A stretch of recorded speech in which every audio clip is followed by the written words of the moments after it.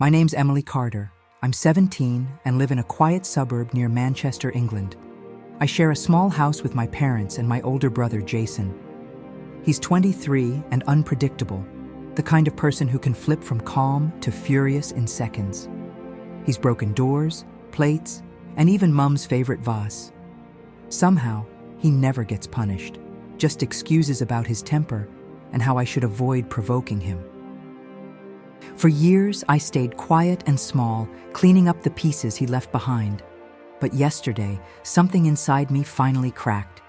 It started with a simple chore, taking out the bins. The evening air was cold enough to make the porch wood creak. That's when I saw it. Orange shards scattered across the yard, glinting under the porch light like tiny fires. I knelt down and touched one. It felt rough, not like glass, more like crystal. Then I realized what it was. Jason's salt lamp. The one he always kept glowing pink beside his computer while he gamed late into the night. I sighed, already feeling that familiar frustration. Another tantrum. Another broken thing. I picked up a few shards and dropped them again, watching them sparkle faintly in the cold. For a moment, I just stood there in the dark and thought, here we go again, another mess to clean up. I walked upstairs quietly, rehearsing calm words in my head. His door was open, the blue light from his monitor washing over the hallway. He sat there, headset on, face tense with concentration. I said, "Hey, you left a mess outside. Can you clean it before it rains?" He didn't turn. "I'll do it later, busy." I stepped closer. Someone could cut their foot. He turned, glare sharp, and muttered, "I said I'll do it later, dipshit." That word hit like a slap. Not new, but still cruel. I bit my tongue, nodded once, and walked out.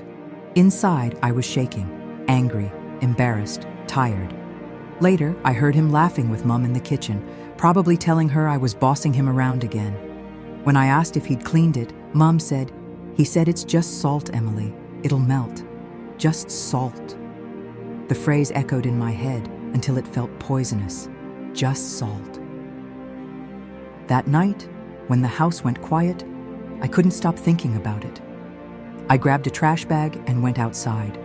The streetlight glowed dull orange, catching the salt crystals like embers. I started picking them up one by one. Some stuck to my fingers, others cut my skin. My breath came out in small clouds.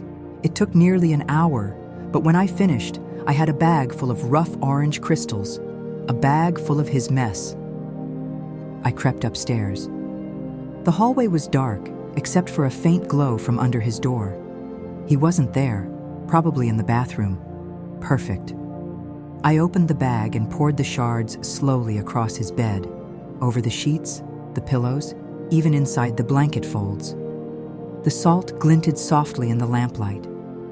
I imagined him lying down later, feeling the rough edges stick to his skin, scratching just enough to annoy. A petty kind of justice. Still, it didn't feel like enough. I went downstairs, grabbed the salt shaker, and came back up.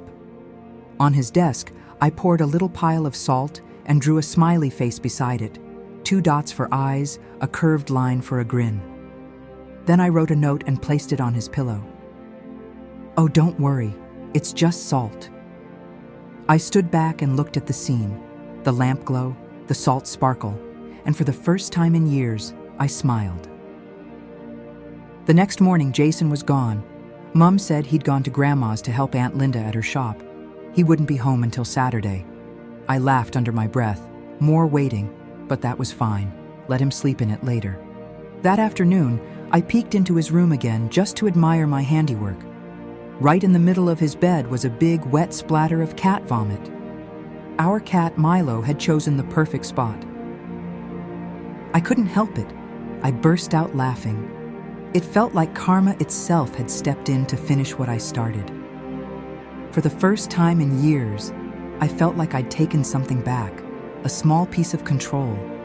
Maybe it was childish or petty, but it was mine. I didn't care if I got in trouble. When someone breaks everything around you long enough, even tiny revenge feels like rebuilding, just salt and quiet satisfaction. Days passed. The house felt strange without Jason's noise. Mom hummed while cooking, Dad read quietly, and for once I could breathe. But every creak in the floorboards reminded me of what I'd done. The salt, the note, the smiley face, it all replayed in my head like a secret joke that stopped being funny. Friday night, Dad came home early. He was vacuuming upstairs when I heard him call my name. My stomach tightened. "Emily? Why is Jason's bed covered in salt?" His voice wasn't angry, just tired. I froze.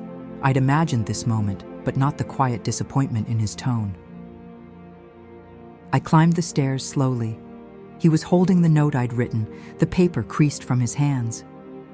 "Was this you?" he asked.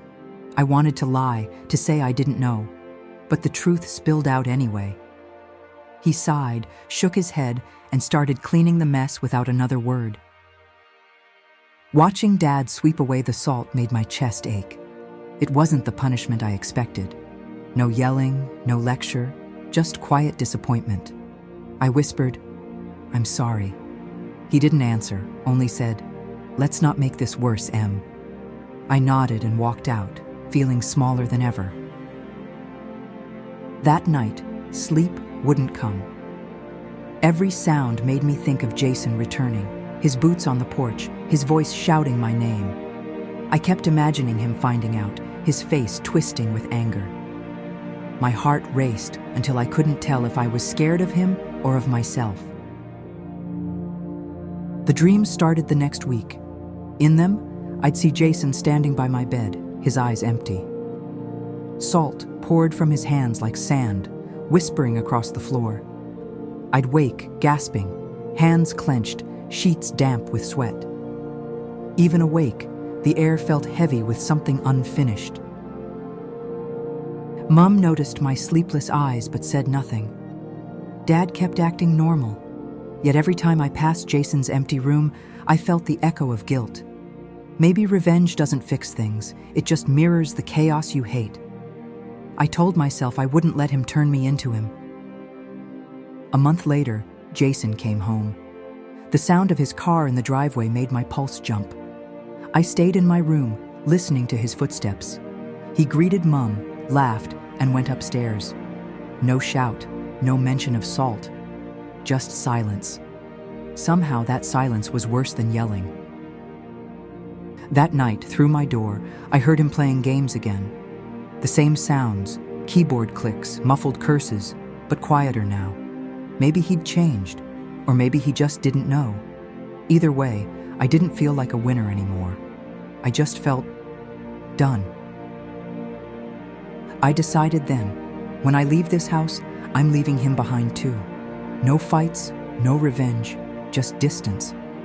Maybe that's the only real payback. Peace. I looked out my window, the night calm and silver. For the first time, I felt ready to start over. 6 months later, life moved on. I finished school, got accepted to a college in London, and started packing my room. The boxes stacked high beside my bed felt like small escapes. Every taped lid was a piece of myself I was taking back. Mom cried, of course, but even her tears felt lighter this time. Jason barely spoke to me after that month. He existed like background noise, quiet but heavy. Sometimes I'd pass him in the hall, and we'd both look away. No shouting, no apologies, just that strange silence between people who used to be family.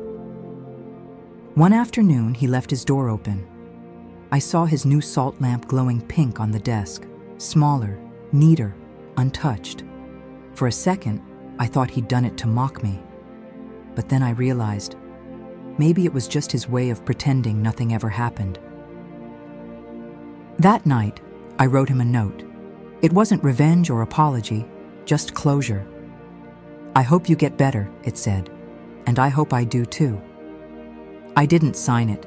I slid it under his door before bed. Whether he read it or not didn't matter. I'd said my piece. The next morning, the note was gone. No words exchanged, no reaction, just absence. That was enough for me. Some stories don't end with forgiveness. They just fade until they stop hurting. I smiled at my reflection, surprised at how calm I looked. The day I left, Jason didn't come downstairs.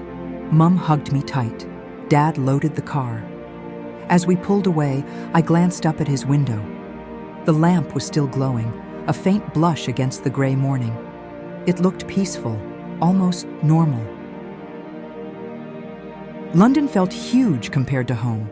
The air smelled like rain and metal, and the nights buzzed with life. For the first few weeks, I'd catch myself glancing over my shoulder, expecting to hear his voice. But the silence here was mine. It wasn't empty. It was freedom. I still dream about salt sometimes, not the sharp kind that cuts, but gentle crystals dissolving in water, leaving nothing behind. I think that's what healing is, slowly letting the bitterness melt until only peace remains. Sometimes Mom calls, saying Jason's doing better. He started therapy, got a steady job. I listen, nod, and wish him well. I don't hate him anymore, but I don't miss him either. Some distances are meant to stay. They keep the peace alive. One night, as rain tapped my dorm window, I whispered, "It was never just salt. It was anger, pain, love, and the need to be seen. But now, it's memory. And I'm free." The city hummed outside, and I finally felt like the story was mine again.